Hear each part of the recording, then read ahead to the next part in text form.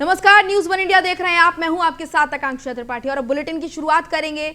सहारनपुर दौरे पर आरएसएस प्रमुख मोहन भागवत हैं। आपको बता दें कि मोक्षायतन योग संस्थान का 49वां स्थापना दिवस कार्यक्रम है जिसमें वो पहुंचे हैं। आरएसएस प्रमुख और यूपी की राज्यपाल पहुंची हुई हैं। कार्यक्रम में राज्यपाल आनंदीबेन पटेल मौजूद हैं और वो मुख्य अतिथि के तौर पर यहां पर पहुंची हैं। आपको बता दें कि राज्यसभा सांसद विनय पी भी यहां पर पहुंचे हुए हैं और सुभाष चंद्रा भी यहां पर मौजूद हैं। तो ये कार्यक्रम जहां पर मुख्य अतिथि के तौर पर राज्यपाल आनंदीबेन पटेल पहुंची हुई हैं। आरएसएस प्रमुख मोहन भागवत आपको बता दें कि सहारनपुर दौरे पर हैं और यहां पर वो भी मौजूद हैं। पूरा कार्यक्रम जो है मोक्षायतन योग संस्थान का है और 49वां स्थापना दिवस है जहां पर आरएसएस प्रमुख और यूपी की राज्यपाल आनंदीबेन पटेल मौजूद हैं।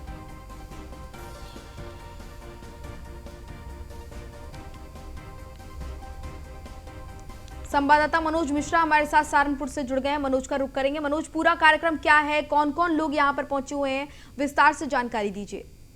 आकांक्षा, मैं बताना चाहता हूँ कि मोक्षायतन का 49वां स्थापना दिवस कार्यक्रम है। यहाँ पे पद्म श्री भारत भूषण जी हैं, उनका ये मोक्षायतन योग संस्थान है जिसका आज 49वां स्थापना दिवस है।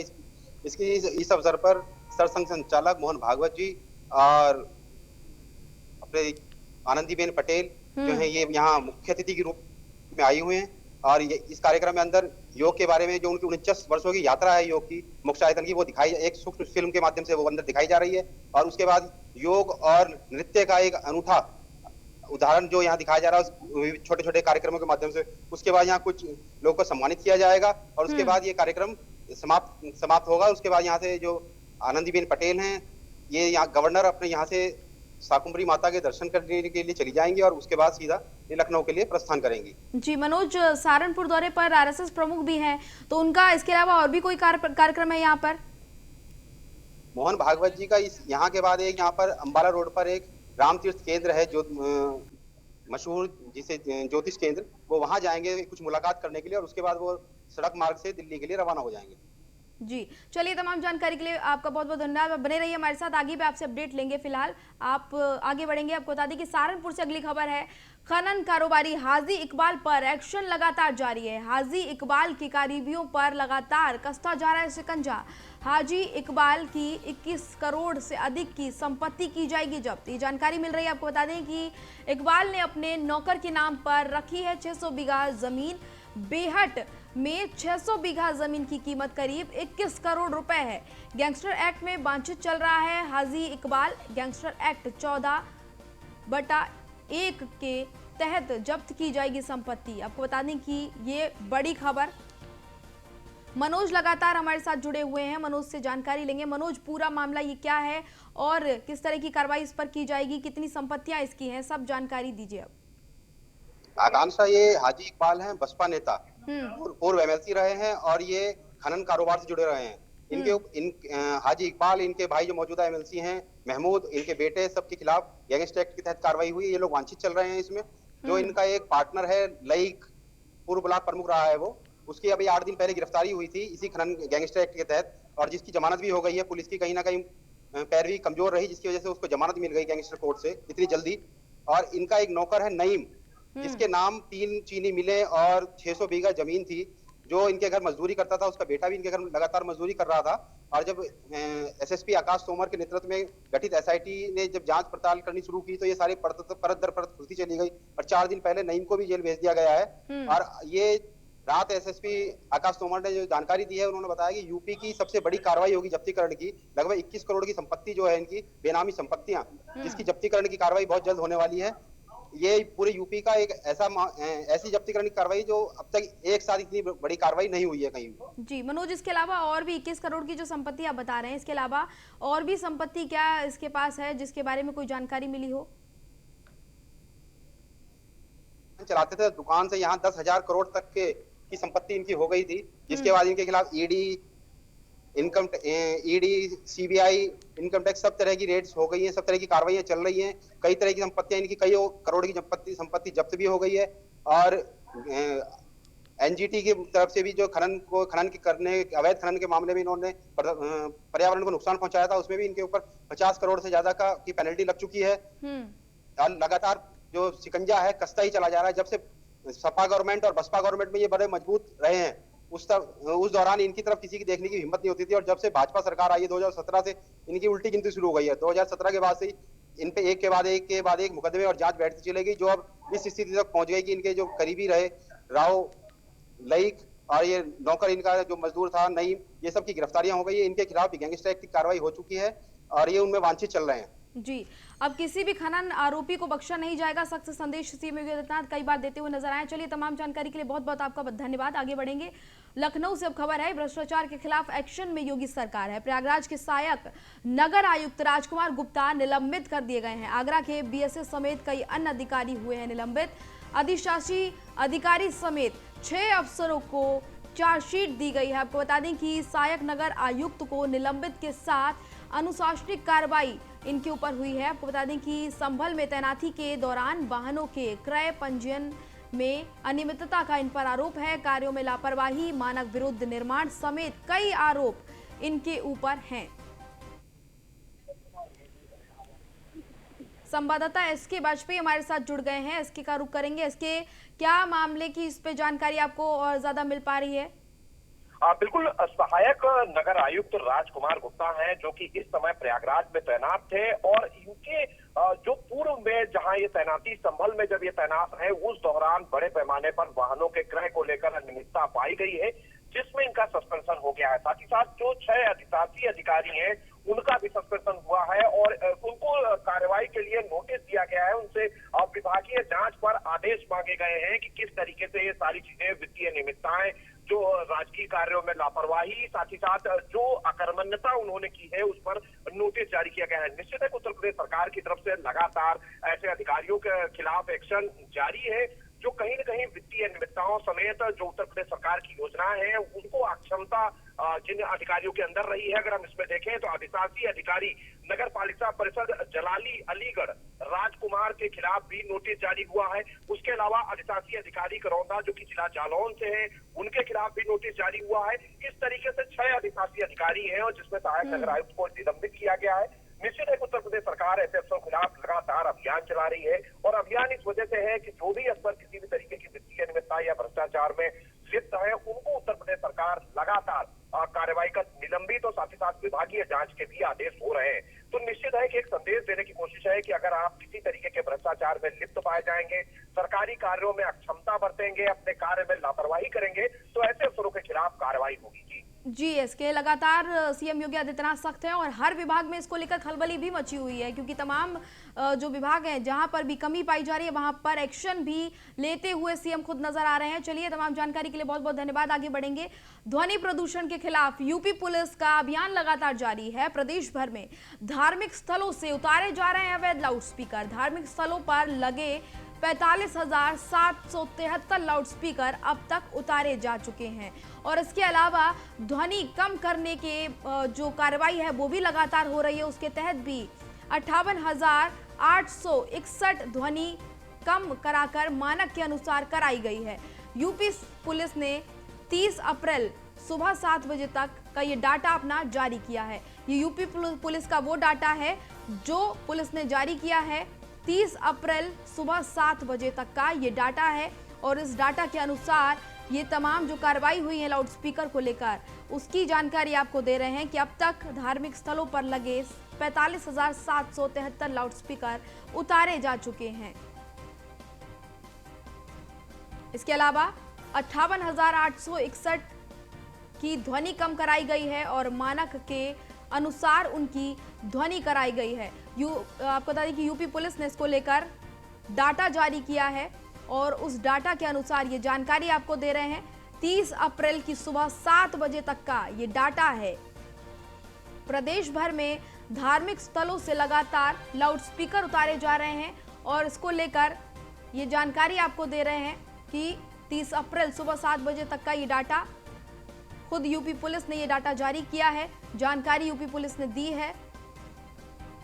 लगातार यूपी में लाउडस्पीकर को उतारने का अभियान चल रहा है। इसके अलावा जो ध्वनि है उसको तय मानक के हिसाब से नियंत्रण करने का भी लगातार अभियान चल रहा है।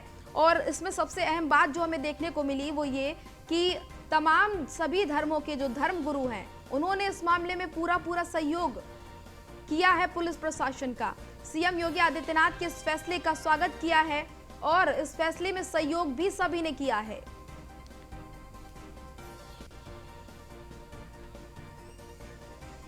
आगे बढ़ेंगे। पूर्वांचल एक्सप्रेसवे पर 1 मई से लगेगा टोल। आपको बता दें कि पूर्वांचल एक्सप्रेसवे पर यूपीडा ने 13 टोल पॉइंट तैयार किए हैं। आपको बता दें कि हैदरिया और लखनऊ के महोरा काला में 2 मुख्य टोल। आपको बता दें इसके अलावा कि एक्सप्रेसवे पर बीच के एंट्री पॉइंट पर 11 छोटे टोल हैं। पूर्वांचल एक्सप्रेसवे पर कुल टोल की जो संख्या है उसका जो किराया है वो होगा, आपको बता दें कि 833 रुपए होगा। पूर्वांचल एक्सप्रेसवे पर टोल टैक्स में 25% छूट भी मिलेगी। 25% छूट के साथ 625 रुपए देना होगा टोल टैक्स। वहीं अगर बिना छूट की बात करें तो 833 रुपए होगा कुल टोल टैक्स। एसके वाजपेयी हमारे साथ जुड़ गए हैं। इसके टोल टैक्स अब लगेगा, इसको लेकर क्या जानकारी आपको मिल पा रही है? बिल्कुल, अगर हम देखें तो उत्तर प्रदेश सरकार की तरफ से रिपोर्ट तैयार करके जनता को सौंप दिया गया था और लगातार उत्तर प्रदेश सरकार कोशिश कर रही थी कि अब इस पर टोल व्यवस्था, रक्षा, सुरक्षा और मेडिकल सुविधाएं शुरू कर दी जाए, जिस पर अब काम शुरू हो गया है। कल से टोल शुरू हो जाएगा। 633 रुपए पूर्वांचल एक्सप्रेसवे पर टोल होगा, जो कि कल से लगने लगेगा। साथ ही साथ जो एजेंसी है वो 6 एम्बुलेंस वाहन, उसके अलावा 12 पेट्रोलिंग वाहन भी पूरे पूर्वांचल एक्सप्रेसवे पर उपलब्ध कराएगी, क्योंकि वो 341 किलोमीटर लंबा है। अब इसको लेकर कुल 13 टोल बनाए गए हैं, जिसमें से 2 बड़े टोल हैं और 11 कनेक्टिंग टोल होंगे, जो इस पूरे एक्सप्रेसवे पर मौजूद रहेंगे। जी चलिए, इसके तमाम जानकारी के लिए आपका बहुत बहुत धन्यवाद।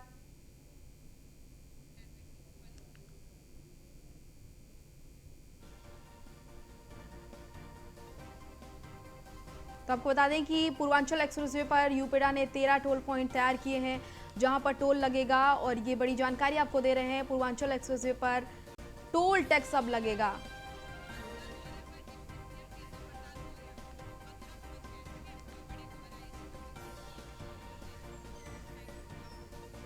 और बड़ी खबर का रुख करेंगे। डिप्टी सीएम केशव प्रसाद मौर्य मथुरा दौरे पर पहुंचे हुए हैं। आपको बता दें कि मथुरा दौरे पर डिप्टी सीएम केशव प्रसाद मौर्य पहुंच गए हैं। ये बड़ी जानकारी आपको दे रहे हैं कि डिप्टी सीएम केशव प्रसाद मौर्य मथुरा दौरे पर पहुंच गए हैं। यहां पर तमाम लोगों के साथ मीटिंग करते हुए नजर आएंगे और यहां पर लोगों से बातचीत करेंगे। आपको बता दें कि सीएम योगी आदित्यनाथ ने 18 मंत्रियों को मंडल के दौरे पर जाने के लिए कहा था और उसी के लिए डिप्टी सीएम केशव प्रसाद मौर्य भी निकले हुए हैं। फिलहाल वो मथुरा पहुंच गए हैं और यहां पर तमाम लोगों से बातचीत करेंगे, जानकारियां भी लेंगे और एक रिपोर्ट तैयार करेंगे जो कि सीएम योगी आदित्यनाथ को सौंपी जाएगी। थोड़ी देर में पीडब्ल्यूडी निरीक्षण भवन में जनता दर्शन का भी कार्यक्रम यहां पर उनका है और इस दौरान विभिन्न योजनाओं का निरीक्षण करते नजर आएंगे। जनता दर्शन के दौरान लोगों से बातचीत करते हुए भी नजर आएंगे। आपको बता दें कि केशव प्रसाद मौर्य गनपुरा में चौपाल भी लगाएंगे और वहां पर भी निरीक्षण का कार्यक्रम उनका होगा। ये तमाम जानकारी आपको दे रहे हैं केशव प्रसाद मौर्य के मथुरा दौरे की। मथुरा फिलहाल वो पहुंच चुके हैं और यहां पर कई सारे कार्यक्रमों में वो हिस्सा लेंगे। जन चौपाल लगाएंगे, जनता दर्शन का भी कार्यक्रम यहां पर उनका है और अधिकारियों से वो जानकारी लेते हुए नजर आएंगे। अधिकारियों के साथ बैठक भी करेंगे। थोड़ी देर में पीडब्ल्यूडी निरीक्षण भवन में जनता दर्शन का कार्यक्रम है और इस दौरान लोगों से बातचीत करेंगे, लोगों के जो मुद्दे हैं उनको लेकर जानकारी लेंगे। जन चौपाल का भी कार्यक्रम है, इस दौरान भी निरीक्षण करेंगे। आपको बता दें कि डिप्टी सीएम केशव प्रसाद मौर्य मथुरा पहुंचे हुए हैं। ये जानकारी लगातार आपको दे रहे हैं। तस्वीरें देखिए, ये तस्वीरें भी आपको हम दिखा रहे हैं। सीएम के आदेश पर सभी मंत्री जो हैं अपने अपने कामों पर लग गए हैं।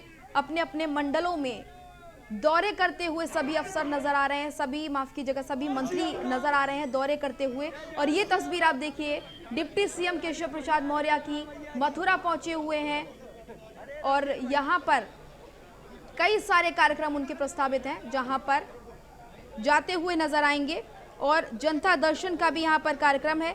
जनता के बीच जाएंगे, लोगों से उनकी समस्याओं के बारे में जानकारी लेंगे, करीबी से ये सारी जानकारी लेंगे और मकसद सीधा सा यही है कि मंत्री जनता के बीच पहुंचे और करीब से जनता की समस्याओं को खुद जानें, खुद समझें।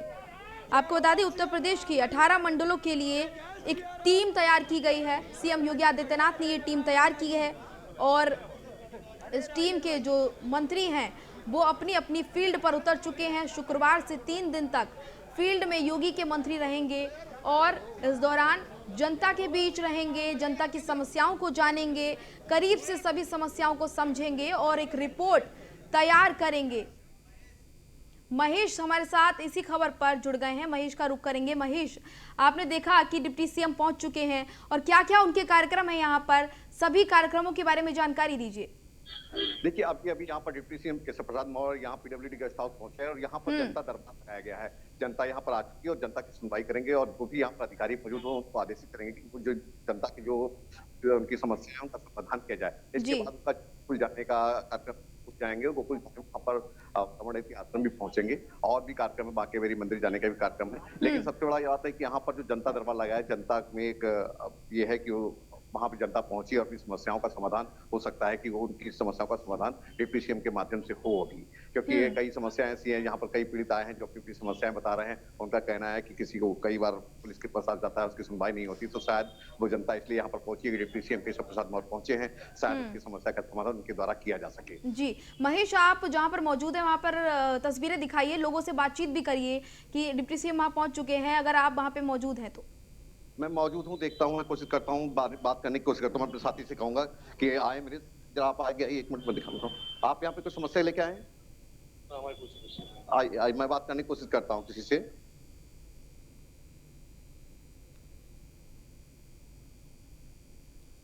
तो यूपी में सरकार जो है वो जनता के द्वार पहुंची हुई है और ये तस्वीरें देखिए, तमाम फरियादी। वो तो बताओ। जय गुरुदेव ने जगह दावे राखी है साहब हमारी। हेलो, जय गुरुदेव ने जगह दावे राखी है हमारी। हेलो जी महेश, बात कीजिए। जी, क्या समस्या है आपकी? जय गुरुदेव ने जमीन दावे राखी है हमारी। प्लॉट है, कितने प्लॉट हैं आपके? क्या प्लॉट है हमारे घर वाले ने की, सब ने की है हमारी। 700-700 वर्ग गज हमारी जमीन सगरी। क्या नाम है आपका? बुड्ढा है मेरा नाम। आपका क्या नाम है? छिंगा। क्या समस्या है? जमीन दावा रखी है पंकज बाबा ने जय गुरुदेव ललिता नगर कॉलोनी में। तो अभी आप यहाँ पर आए हैं, डिप्टी सीएम केशव प्रसाद मौर्य पहुंचे हैं, क्या मिले आपसे मुलाकात? हाँ, कागज दिए, जाएंगे, बुलाएंगे वो अभी ऊपर बुलाएंगे। हाँ, आपकी क्या समस्या है? यही समस्या है, जमीन की समस्या है जो। देखिए, यहाँ पर कई लोग आए हुए जिनकी समस्याएं बता रहे हैं कि इनकी जमीन की समस्या है। जय गुरुदेव एक संस्था है, उस संस्था के लोगों ने इनकी जमीन को दाब रखा है, लेकिन उन्होंने अपना प्रार्थना पत्र दिया है। अब इनको इंतजार है कि इनको कब बुलाया जाए और उनकी सुनवाई की जाए। जी महेश, तो ये जो दौरा है डिप्टी सीएम का, इसका मेन मकसद ही यही है कि जनता के बीच जाएं, जनता की समस्याओं को सुने और करीब से उनको समझें कि आखिर क्या परेशानियां लोगों को हैं और इसकी पूरी विस्तृत रिपोर्ट तैयार की जाए और वो सीएम योगी आदित्यनाथ को सौंपी जाए।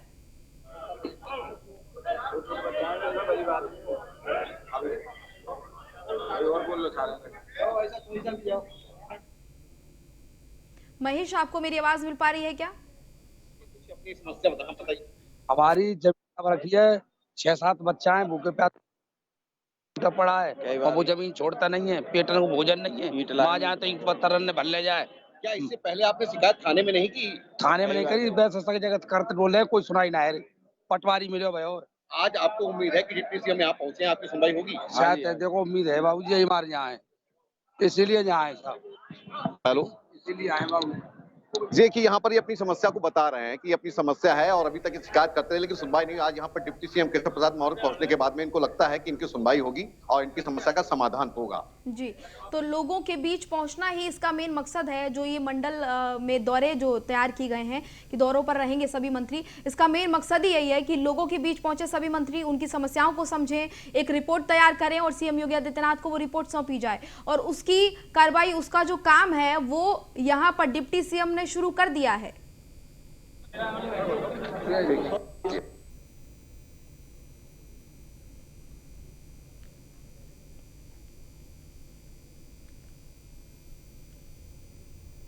तो तकनीकी खामियों की वजह से महेश हमारे संवाददाता हमारे साथ जुड़े थे, लेकिन उनको आवाज नहीं पहुंच पा रही है। दोबारा संपर्क साधने की कोशिश करेंगे। फिलहाल आपको बता दें कि पीडब्ल्यूडी भवन में निरीक्षण करेंगे केशव प्रसाद मौर्य। ये तस्वीरें आपको दिखा रहे हैं कि योगी के मंत्री जो हैं वो फील्ड में उतर गए हैं और 3 दिन तक फील्ड में रहेंगे। कल से शुरुआत हुई है इसकी, आज दूसरा दिन है और कल आखिरी दिन होगा। आपको बता दें कि सभी जो मंत्री हैं उनको मंडलवार उनकी जिम्मेदारी उनको सौंपी गई है और वो अलग अलग मंडलों में जाएंगे, वहां पर जनता से मिलेंगे, जनता की समस्याओं को सुनेंगे और उसकी एक रिपोर्ट तैयार करेंगे जो कि सीधा सीएम योगी आदित्यनाथ को दी जाएगी।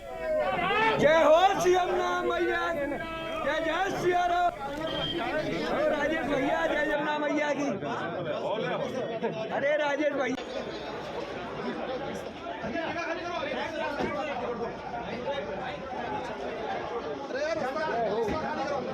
जय हो सीएम मैया। मोहित अरे हेड साइड जय सिया राम, जय सिया राम, जय हो सीएम मैया, जय जय सिया राम। आगे बढ़ेंगे। लखनऊ में इस बार हज के लिए नहीं होगी लॉटरी। आपको बता दें कि सभी आवेदकों को मिलेगा हज जाने का मौका। 8,836 लोगों को हज यात्रा करने का तोहफा मिलेगा। आवेदन कमी के चलते सभी आवेदकों को मौका मिलेगा। आपको बता दें कोरोना महामारी के कारण लगातार 2 साल 2020 और 2021 में हज यात्रा स्थगित कर दी गई थी। इस बार हज यात्रा के लिए आवेदन करने वालों को तोहफा मिला है। प्रदेश में इस बार 8,836 लोगों को हज यात्रा कराई जाएगी, जबकि आवेदन करने वालों की संख्या 8,701 है। ऐसे में बिना लॉटरी के ही सभी आवेदकों को हज यात्रा करने का मौका मिलेगा। 2 साल बाद हज यात्रा ना होने से 2 साल तक हज यात्रा नहीं हुई थी और इस वजह से लोग काफी मायूस थे और अब सभी के चेहरों पर मुस्कान लौटी है क्योंकि सभी को हज यात्रा करने का मौका मिलेगा। कोरोना महामारी की वजह से लगातार 2 साल तक लोग हज यात्रा नहीं कर पाए थे।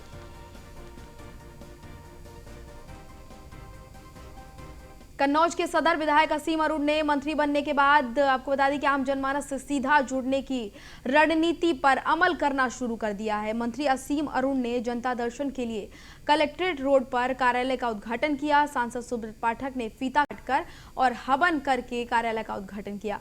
जनता दर्शन कार्यालय का उद्घाटन कर सांसद और मंत्री विकास भवन पहुंचे। यहां दोनों ने संयुक्त रूप से संवाद सुविधा केंद्र का शुभारंभ किया।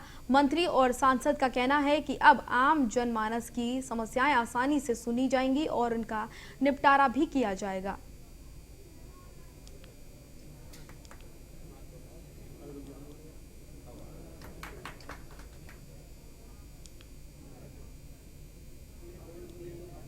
क्षेत्र की जो समस्याएं हैं उससे संबंधित नागरिक आ सके वहाँ पे और प्रत्येक शुक्रवार और शनिवार और यथासंभव रविवार को मैं अपने इस कार्यालय में सुबह बैठूंगा और जिस दिन मैं नहीं हूँ तो मेरे प्रतिनिधि के रूप में हमारे साथी बैठेंगे। इसी प्रकार सीडीओ कार्यालय में सांसद सुविधा केंद्र बनाया गया है जिसमें कि जितने भी कार्य होते हैं उसमें लोगों की मदद की जाएगी, फॉर्म आदि भरने में भी मदद की जाएगी। तो इस प्रकार दोनों कार्यालय मिल करके कार्य करेंगे, सबको राहत मिले, सबको न्याय मिले, इसकी चेष्टा करेंगे। प्रतापगढ़ से अगली खबर है। आपको बता दें कि लापरवाही बरतने वाले एसओ पर गाज गिरी है। एसपी ने कोडोर एसओ बच्चे लाल को लाइन हाजिर कर दिया है। क्राइम ब्रांच में तैनात निरीक्षक इंद्रदेव का सौंपा है ज्ञापन। आपको बता दें कि इसकी कमान इसको सौंपी गई है उनको और अंतु थाना के सिपाही सौरभ यादव को भी लाइन हाजिर किया गया है। तो बड़ी कार्रवाई ये हुई है। अंतु थाना के सिपाही सौरभ यादव को लाइन हाजिर किया गया है और एसओ पर गाज गिरी है। लापरवाही बरतने का इन पर आरोप है। एसपी ने कहडौर एसओ बच्चे लाल को लाइन हाजिर किया है। क्राइम ब्रांच में तैनात थे निरीक्षक इंद्रदेव को सौंपी है इसकी कमान। अंतु थाना क्षेत्र के सिपाही सौरभ यादव को भी लाइन हाजिर किया गया है।